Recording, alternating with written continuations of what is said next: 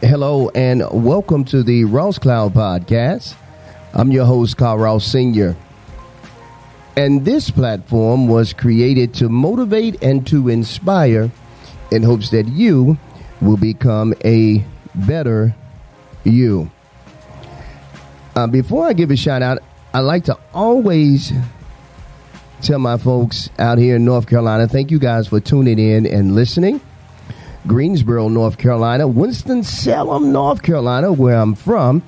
Thank you guys for tuning in and listening to the Ross Cloud Podcast. To everyone else that's listening, to my folks in Brussels, Belgium that are listening, thank you guys for listening. Bonjour to the French-speaking folk over there in Belgium, Brussels, Belgium. Hello to the Flemish and to the Dutch-speaking folks over there in Russia. And Brittany Griner. Let's make sure we remember Brittany Griner. I don't have to say too much about that. I think you guys get it. So thank you guys for listening and tuning in. To our new listeners that have just joined us at the Ross Cloud Podcast. This podcast was created to motivate and to inspire, and to hopes that you will become better through conversations. So listen, we have a very, very, very, very, very special guest in the building. We have the one and only Miss LaQuetta Best, who is a teacher, dog breeder, entrepreneur. And we're going to get into it. I'm super excited to have you here. Thank you for having me. Yeah, thank you for gracing us with your presence here at the Ross Cloud Podcast. And we're not going to hold the folks up any longer. We're going to go ahead and get right into it. Basically, you heard me from the beginning. The premise of the show was just inspirational, motivational. Yes. And so with that being said, we'll go ahead and start. Can you tell the folks kind of your beginning? How things started for you. And we can start with you being a teacher. Okay. What was that journey like from you becoming a teacher? And then we'll transition into dog breeding and entrepreneurship, because I know the folks want to hear that, because I totally want to hear everything about that. Okay. So let's go ahead and get into the teaching portion of your life and where you're from and how things begin with you. Okay. So I am LaQuetta Best, and I am from Winston-Salem by way of Goldsboro, North Carolina, born and raised. So teaching has just always been a passion. So ever since I was a little girl, lining my doll babies up, I'm having class. And I love helping others and educating others. And it was actually my third grade teacher who just changed the culture, because growing up in a small town as an African-American female, it's different. Sure. I heard that little twang, too. I heard that little North Carolina twang on that, too. Yeah. Different. And she just inspired me. I mean, Miss Bynum, may she rest in peace, but she just showed me a way of learning and celebrating culture. And then when I got to high school, my senior year, I had an African-American studies teacher, and I was like, okay, this is it. I know what I'm going to school for. Absolutely. And those were the two teachers who just poured into me and allowed me to see things I didn't see in myself and encouraged me. And so I came up here to Winston-Salem State University. Okay, go Rams. All right, all right. Mm-hmm. You know you in Aggie-land, though, right? It's okay, man. I'm proud. Okay. I love my Rams. Yes. I came in Winston-Salem to study education. And I love it. This is my 20th year. Oh, wow. So when school starts on Monday, the 29th, this will be my 20th year in education. Awesome. Let me piggyback. I know you're from a small town, in a country town. Did you work on the farm at all? I did. Can you kind of tell us a little bit about your experience working on the farm? Yes. So growing up, both of my grandparents had farms. However, my mom's father had a hog farm, and he bred beagles.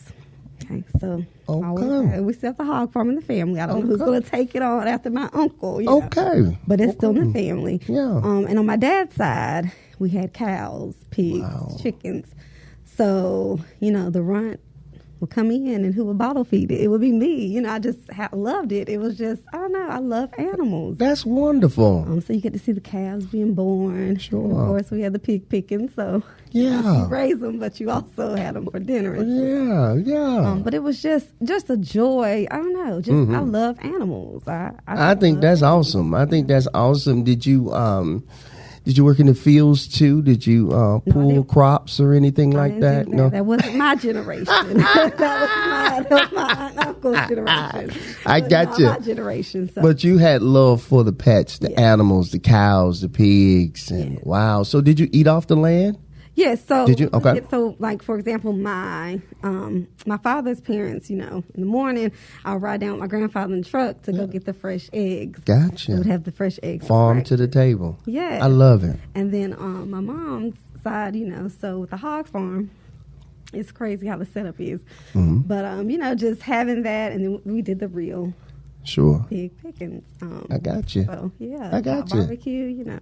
That's good eating, though. Good eating. Yes, good eating. Good eating. So. Good eating. Did you drink the milk, too? Did you drink milk at all? No. You ain't mess with that milk, did you? Didn't do that. No. No, sir. Okay, that's a great story. Because I like to take the people on a journey. You know, I like for them to hear about the individual and their journey. Because somebody else may be transitioning too. That's country. You grew up in the country, small town, and there may be not as much light, or you know, they're looking for just a dimmer of hope, just a little bit of hope there, and your story will help somebody. So let's go ahead. Let's go into the teaching phase. So you're over at Winston-Salem State, and you decide you wanted to teach. Okay.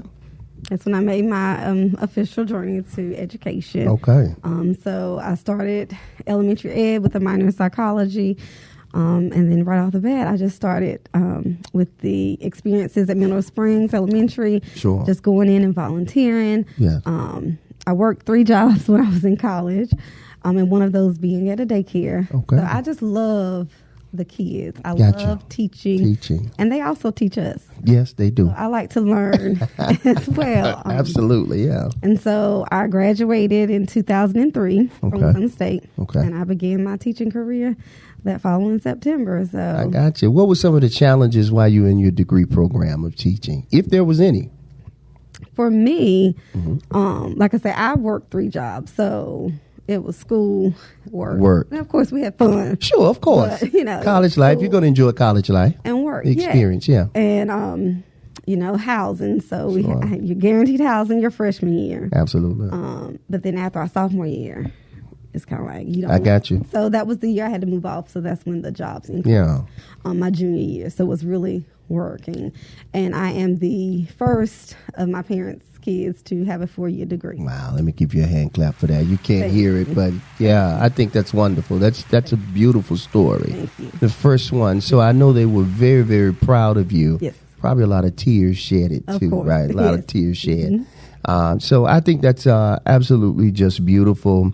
I'm hearing so much of your story thus far, even from the beginning. The caring for the animals. I hear the caring and the nurturing. All of that is part of your love for animals too, growing up on the farm. And so now you're teaching in college. I know you're a mother as well.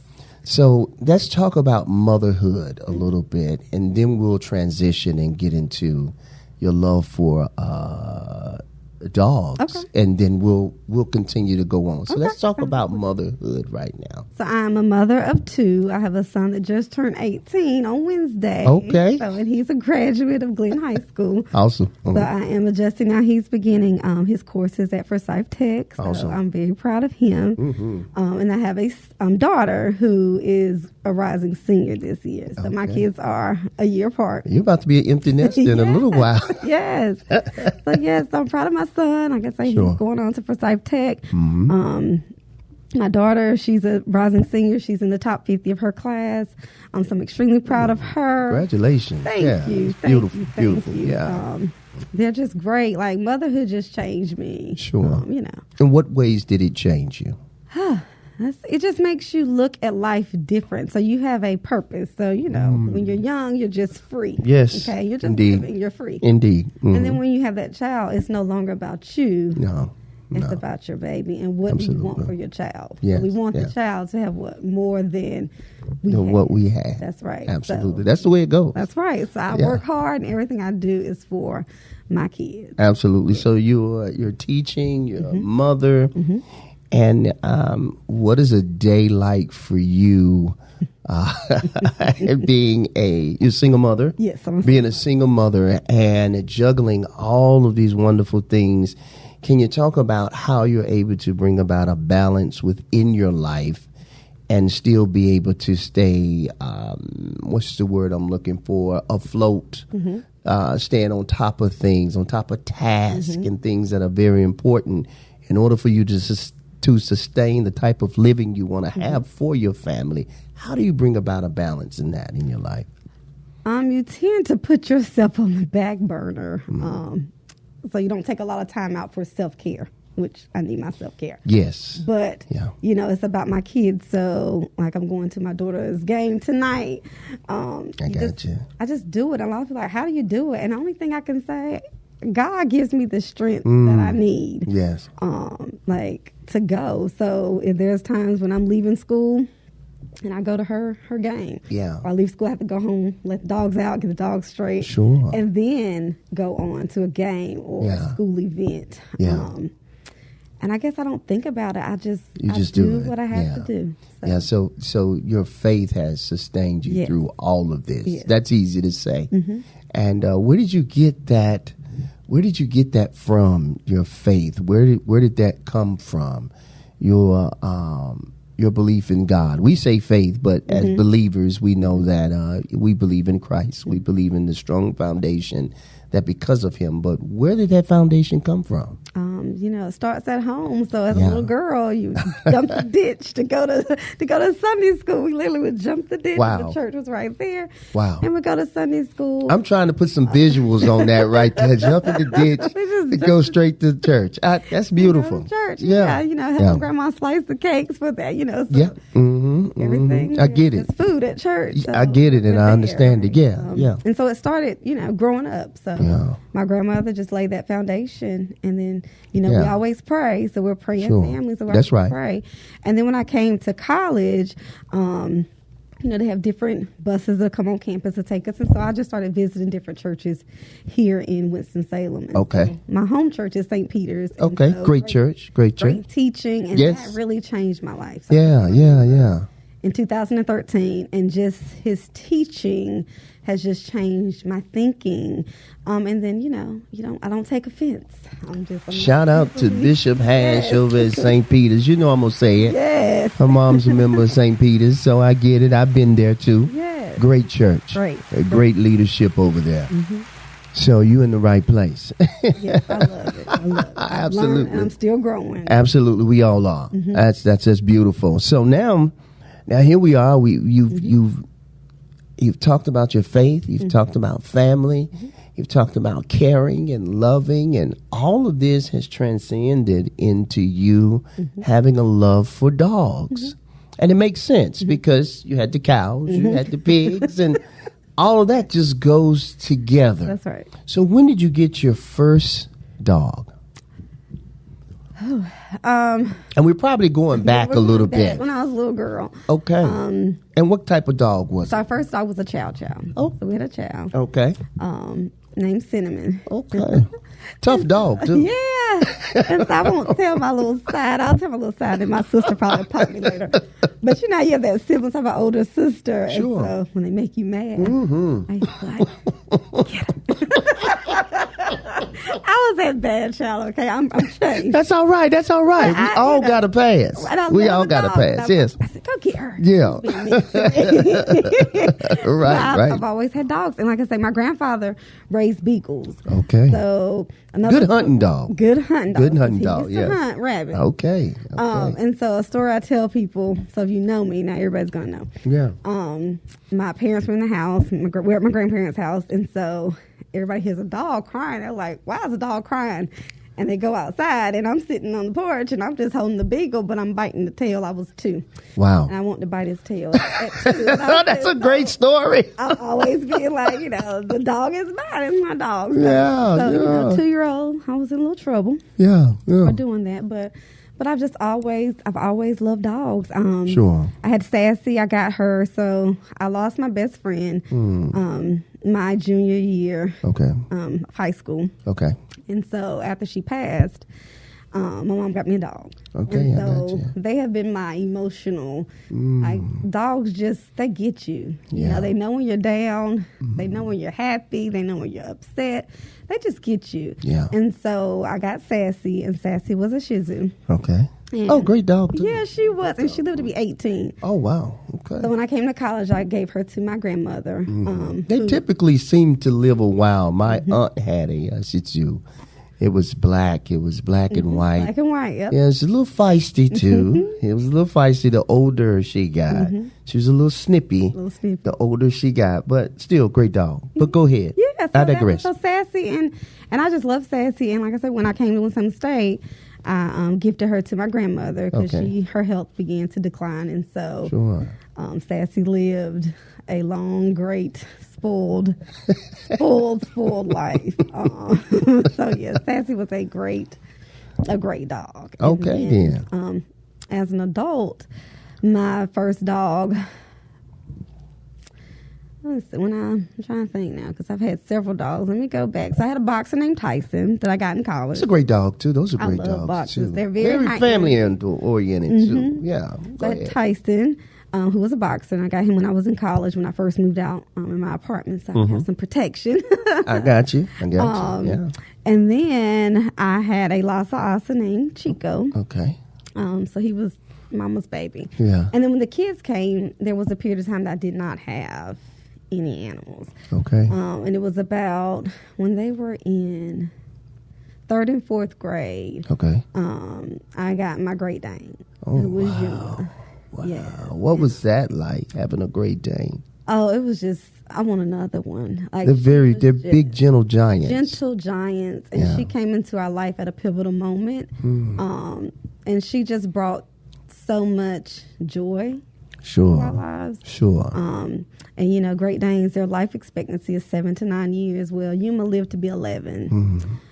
So she lived to be 11. So I had Yuma first, and then my daughter was like, well, I want a dog. So then we got Oreo, who was another rescue. He was a Maltese poodle mix. Okay. And then my son was like, well, I want me a dog. So probably another year later. I got you. You added Peanut, another. who's a Chinese Shar-Pei for my son. Okay. And so we had Yuma, Oreo, and Peanut. Okay. And so it was like I had my dog, which was Yuma. Absolutely. My son had Peanut, and my daughter had Oreo. And so it just grew. One big happy family. Yeah, one big happy family.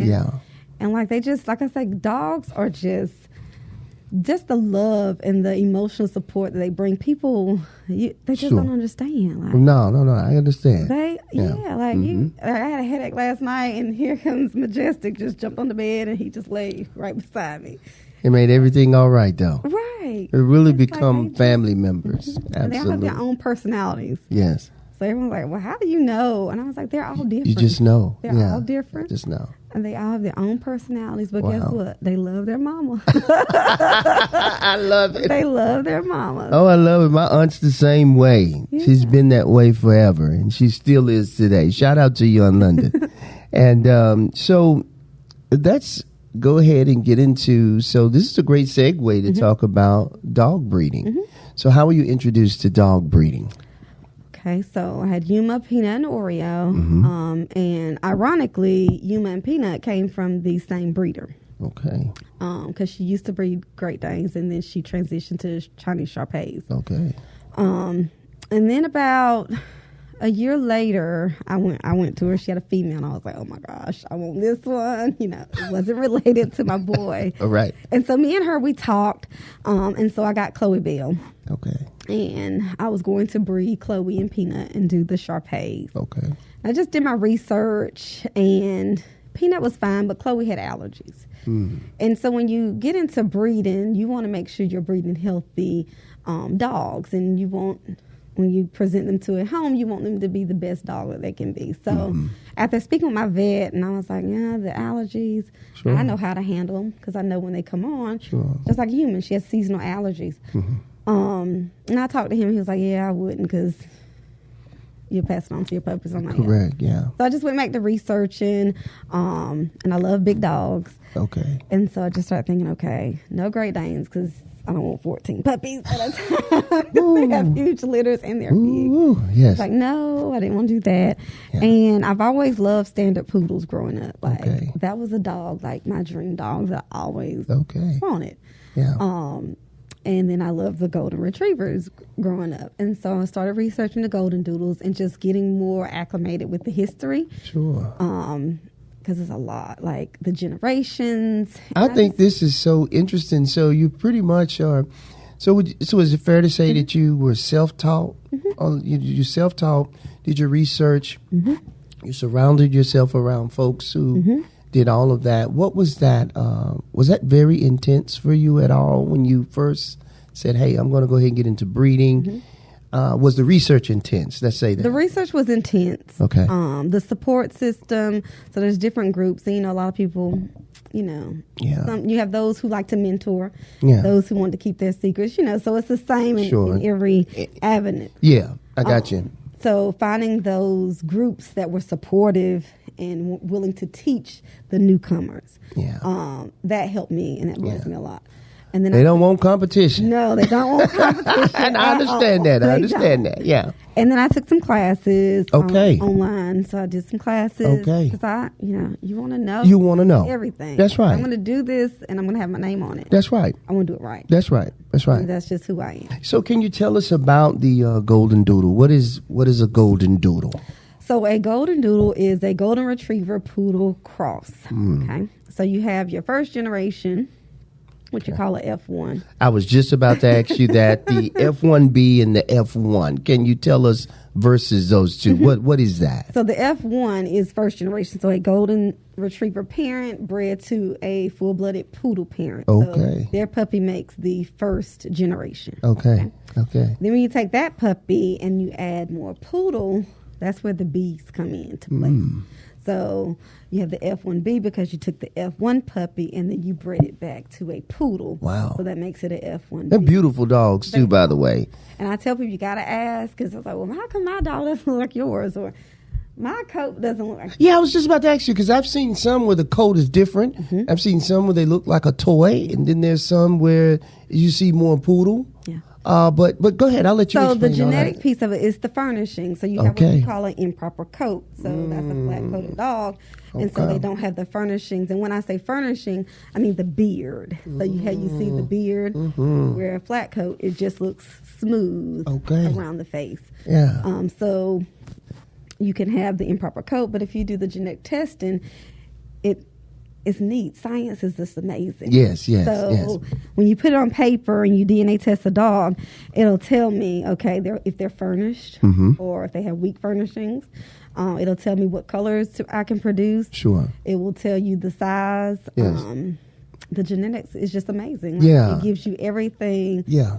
Like the type of coat, if it's a curly coat, if it's a wavy coat. And so you have this on paper, and then you go looking like, okay.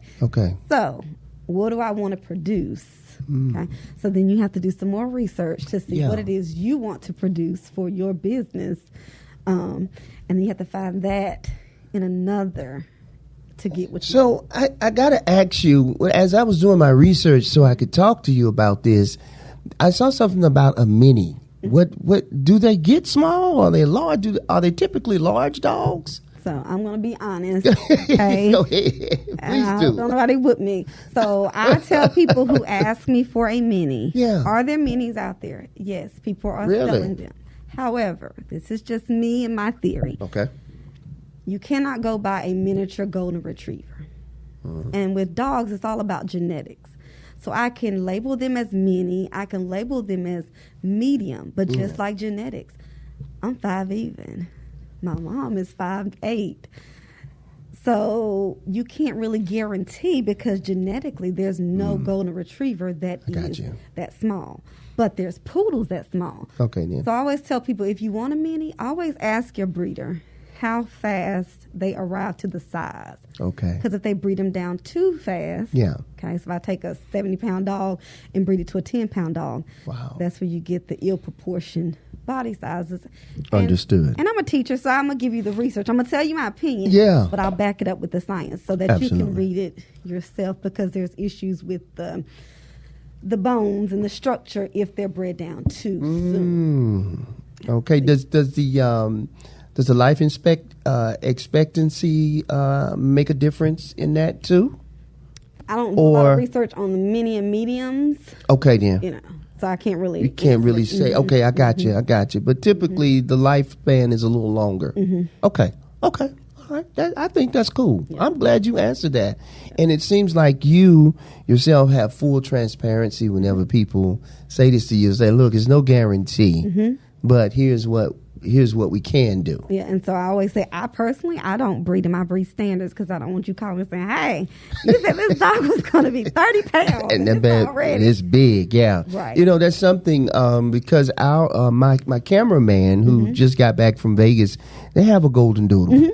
And he was just so hurt that he wasn't going to be here today because he had tons of questions to ask you. Beautiful animal. And I think their golden doodle is I think it's black and white. Yeah, I have a black and white one. Okay, yeah, it's black and white. And when I first saw it, it was when I saw it again, he shared some pictures with me. I was like, "Jeez, man." He was like, "Yeah," and he's just a baby. Yeah. So they grow, but he was just talking about how comfortable and how just family oriented the dog is. So can you tell us more? Can you elaborate a little bit on the temperament of the golden doodle? So, you do your research and you breed what you produce. You produce what you breed. Yeah. And I say that so their temperaments are just amazing. They're smart. They're loving. They're family oriented. Yeah. They're just great. They're just great dogs. Like you have the best of both worlds. You have that poodle, but you also have that golden retriever, and so you're breeding just a great dog with a great temperament. And I also tell people, I don't have little kids. I got you. So if you're in a house and you don't have little kids, the dogs are like, what is this if you come over and it's a little child? Because they're not exposed. So you do have to expose them I understand that. to other factors if you don't have. Okay, that's good to know. So if you have a small child, you need to introduce your golden doodle immediately. Right. To that child. And like, for example, so with my dogs, since I don't have little kids, I just try to go out. Whether they just take a ride with me to the store, get some gas, so they can see children of different sizes. Okay, I understand. That makes sense. Yeah, it makes a lot of sense. They're not like... Right. Because they probably will look at you and say, what is that? What is that? I've never seen a person that little before. What is that? Yeah. So that makes sense. Them. That makes sense. So what is training like for the golden doodle? Do they pick up pretty quickly? So I love to teach. Okay, I got you. And also, like with breeding, I like to watch videos on training, and I like to read up on different techniques for training. So I start training my puppies before they leave. Yeah. Just small things. I tell them they're like kids. So kids love candy. Sure. So puppies love treats. Dogs love treats. Wow. You want to do something? Put a treat. Get a little treat. Get a treat. Yeah. And you have your homework. So you spend a certain amount of time each day train them a new skills. Right. You want to sit, get your treats, and that's your one-on-one time. So that's your bonding time, but you're also teaching your dog what you want. Because you are there for, grandma first, because I'm grandma. So I'm the first teacher. And then you become the teacher at home. I think that's wonderful. I think this is great information for folks who want a golden doodle.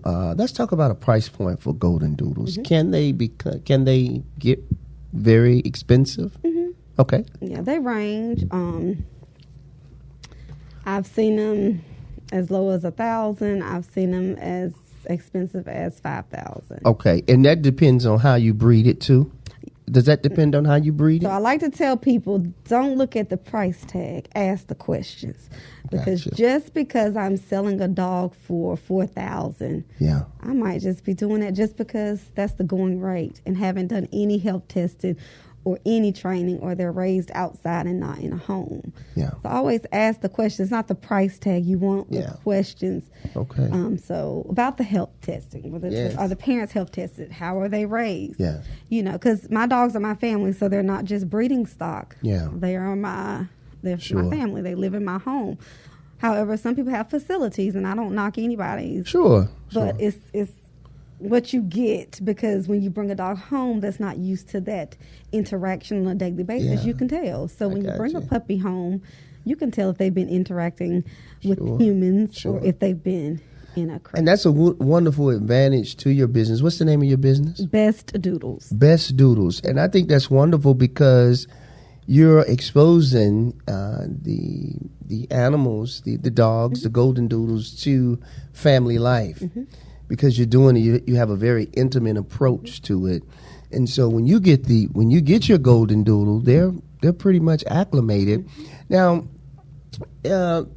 when purchasing or when coming to you, is training a part of the component, or do you have to do your training, or is there an extra fee associated with if I say, listen, I want to get the dog from you, but I need the training component added too? Is that something that folks can do when they come to you? That is something that I am going to open up and allow. Okay. All right. I haven't in the past. So in the past, I raised my puppies on a curriculum called Puppy Culture. Okay. So I use that curriculum to teach them before they leave, and I keep them until they're 8 weeks. So from the time they're born to 8 weeks, I do start working with them. So if parents, I tell you, you have to follow directions. So if the parents follow directions, the potty training is easy because they've already begun. Now, if you hear the puppy crying but you want to sleep, that's your fault, because you have to get up. They're like newborns in the beginning. They're like newborn babies. So when they whine, you better get up. You gotta get have up. your shoes at the door, have your rope at the door, you know. So I always teach my parents. So by me being a teacher, I've typed up a little booklet that I send home with all my parents. And Wonderful. Tips for training, because their coat, so they are high maintenance, because you do have to brush the coat. Okay. Or they will mat. Okay, so grooming is very important, very essential for the golden doodle. Yes. Okay. Very essential. Okay, how often do you need to get your golden doodle groomed? You can do every 4 weeks. However, you have to brush them at least every other day. So you have to do your own grooming yes, too you have as to well. maintain, because if you don't maintain, when you take it to the groomer can't work a miracle if it's matted. So you have to brush the dogs. And I always recommend, a particular brush. Like I tell my parents, it's pricey, but it is worth it. Right. Because their coat changed like a newborn baby. Yeah. They're born with one set of hair, and then it changes. It's the same thing. Ain't that the truth? Ain't that the truth? Yes. It gets thicker. And I got you. Like, wow, I didn't know. Yeah. So you have to brush, not just the top, but you have to brush through the coat. I got you. And go through it with a comb to make sure you don't have any. I understand. mess. Do you typically leave the hair on there during the winter months? I leave mine. I like the long. Okay. If I have a gold, so my theory is, if I have a golden doodle, I want it to look like a golden doodle. Absolutely. So I want the hair. So do you like the hair over the eyes too? I do. No, I have my groomer. She'll trim it just a little bit around the face. Yes, okay. But I like the longer coat. Yeah. And there's a myth, so people think the coat makes them hot. Okay. Yeah, I was going to ask that. But no, the coat, it protects your skin. So when you shave them down too low, you run the risk of sunburn if you're a person that likes to be out in the nature. Yes, I got you. So their coat actually protects them. Right. You're actually educating everybody out there now who, may have these questions, because these are questions that I typically wanted to ask that I've never asked before, and you're answering those questions. Now, having a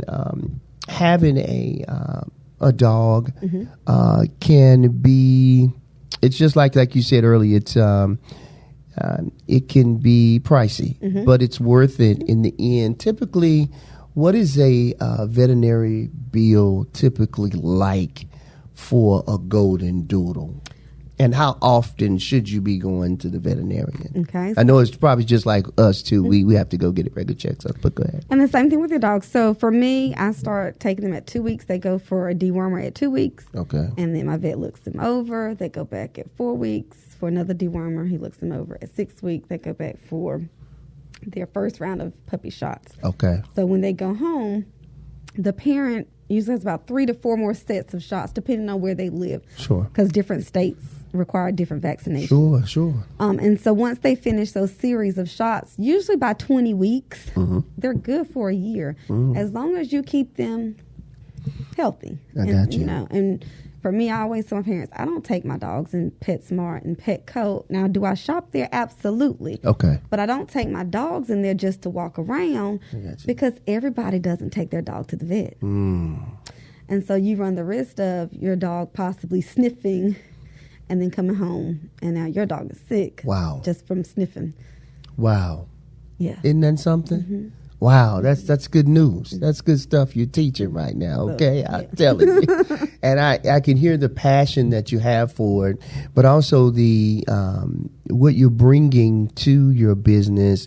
First of all, the teacher aspect. I heard you say curriculum, and I was like, wow. You're serious about it, and you have to take it serious that way. You have to add that structure piece to it in order for everything to work perfectly. That's right. So I think that's good. There's no need of half-stepping. If you're going to do something, do it all the way and do it correctly. I'm all about that. Yeah, I think that's wonderful. That's good stuff. So let's talk about dressing your golden doodle, because I know a lot of people like to buy clothing. What are your thoughts about that when people add layers of clothing to their golden doodle? Is that Cute. I should have known you was gonna say that. I put bows in their hair. Okay. I usually go to the kids section, so that's a little tip for the bigger dogs, because it's hard to find cute clothes in the large breed sizes. They're always for the small dogs. So I usually go to the children's section and just get something cute and go home and I'll put it on them. Yeah. And it works out. It works out fine. So I don't think it's anything wrong with dressing your dog, make them fashionable and all that. I think that is perfectly okay. Okay, then. So when it comes to breeding, how long is that process with breeding and everything? Okay. With breeding your golden doodle. So it's a lot to it. So again, you have to have a reproduction vet or a vet that specializes in reproduction. Okay. Because just like humans, you have to take them in. You can't just breed them as soon as they come in season. Sure. So they have to have their progesterone test and some other tests that that's ran before they're bred. And then once they are bred, females are pregnant between 60 to 64 days. Okay. Before they have a litter of puppies. So Gotcha. Not a long. Not a long. process, Okay. right. I got you. I got you. How do you advertise for that? How do you advertise? Well, you're marketing. Let's say you're marketing. How do you market that and kind of let people know, hey, listen, I got these golden doodles. I know we have social media, but what other avenues do you take to as well? So I'm an approved good dog breeder. So that is another platform for responsible breeders, in which you have to go through application process, interviews before they will approve you. So I'm on that platform. So I advertise on the Good Dog website. I also have my Instagram, so Best Doodles NC for my Instagram page, and then on Facebook, Best Doodles. And I'm it's that teacher me. It comes out, but I always post videos. I'm making cute little flyers, so that way hey, I have a litter coming. Because actually, my last litter, I never advertised, and they were sold before. Word of mouth. Word of mouth seems to work for you then. Word of mouth, yeah. And I think that's the best advertisement ever. So, do you ship your pets, or can you, what is that process like for you if people are out of town? Because this platform it's growing. It's growing. And so as people continue to know about you and hear about you, and then you start doing more interviews, and then people are going to maybe in California and say, hey, I want to get one of those golden doodles. What is that process like? So I have one that's in Oklahoma. I'm Mr. Lupin, so I love my Lupin. I know all my grandbabies. But there is a flight nanny. So You get in touch. With this particular family, I got in touch with the flight nanny. Okay. And the flight nanny coordinates everything. Wow. And they'll give you the price. Once we know when the puppies will be ready to go home, sure, we'll get together and choose different dates that would work for both families. Okay. And the flight nanny, the puppy nanny, she will coordinate the prices. Sure. And so once we have that price we agree upon, literally I met her at PTI Airport. Wow. With the little bag, and she sent me pictures. So when they boarded, when they landed, I all got tons of pictures, and we're in a group message.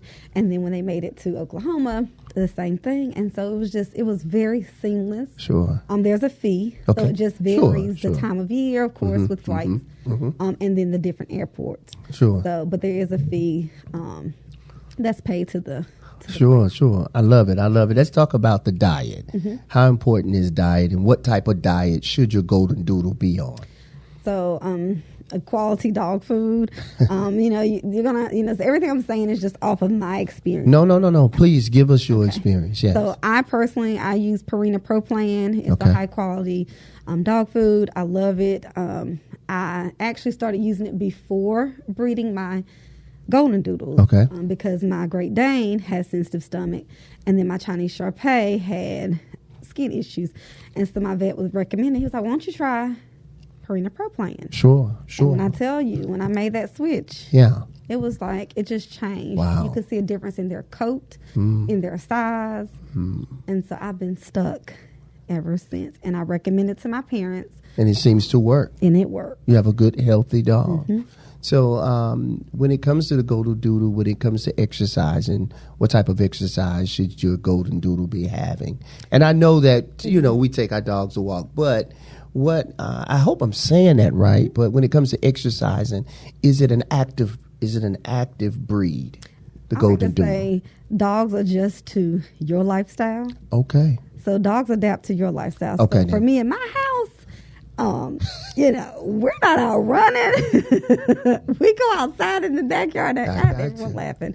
Because they call my dogs bougie. But they go potty. And they come back in the house. Yeah. They like to play inside. So Okay. I'll tell you this. When I raise them, I tell my parents, I don't play with them outside until they learn how to potty train. Because I don't want them to think, whine because you want to go play. I want you to know you're going outside to use the bathroom. So me personally, we play inside the house and not outside. And that's just understand that. I have a lot of dogs. I understand that. I get that. So it's like, no, we're not playing. You go potty. You go potty. Go potty. We ain't going to play. You go potty. Yeah. And then we're going to celebrate. Yay, good job. You in potty. Now you come on. I give you a treat. We come in and play. Then we can play with So those treats are essential for training. I think that's awesome. LaQuetta, I think this is just absolutely amazing. I think we pretty much covered just about everything when it comes to the golden doodle. So what's next? What's next for you, LaQuetta, as you continue to build I have so many your ideas, brand? and I can't really share everything. Oh, you're not supposed to, but I do have so many ideas for the dog business. Sure. Well, keep that to yourself then. It's so a lot. when you're building your team, how is that? How does that work for you? What do you look for in a good team member to be a part of your business and your dog breeding company? So how do right you do now, that? It's just me because I'm funny when it comes to my dog. No, and you're very passionate about it too. So you know exactly how you want it done. Yes. And you ain't got time to be playing with I folks. don't play about my dogs. Don't feed my dog that. Did you cut that dog like no? So when it comes to their grooming, their health care, their food, I'm like they're like my babies. And understand. We don't play about our babies. I understand. But I do have one parent. She and I are working on some things. Okay, good. She's a great dog mom, and she's learning so much in this journey. Sure. So I'm very, I'm very picky. Sure. But yeah. Sure. Right. Yes, because you have to have a passion. It's not about money. It's about the dog. Yeah, I got you.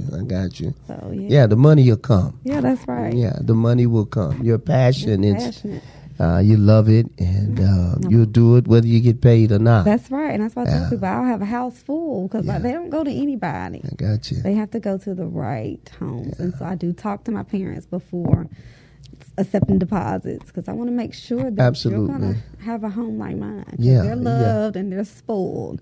And you need to be doing the same thing. And I can say, by the grace of God, all of my puppy parents are amazing. Isn't that wonderful? Yes. Isn't that wonderful? Yes. So listen, in us closing, again, this platform was created to motivate, to inspire. If you could say something to that little black girl, to a little white girl, to just a little girl, period, to that woman, to that family, if you could say something to motivate them, to inspire them, to find their passion, and find something that they love to do, and what would you say to them to help them just become better?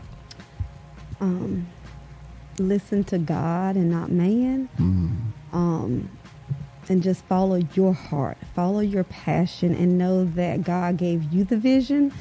So when you talk to other people, they look at you like you're crazy. But in your heart, you know. Because when I say how many dogs I have, they're like, why are you getting another one? It's not for you to know. That's right. God gave me the vision. Yes. God gave me the plan. Yes. And I'm executing it based off of Him. So I will tell anyone, don't give up. Trust me, it didn't happen overnight. Sure. I will say my boy dog, I had reached out to the breeder in 2013. Okay. Didn't purchase. Wow. And it was I got him in 2021. Wow.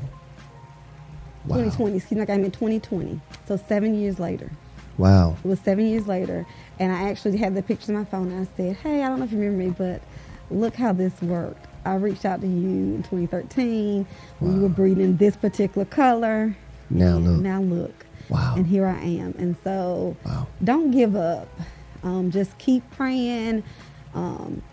Keep educating yourself. Never stop learning.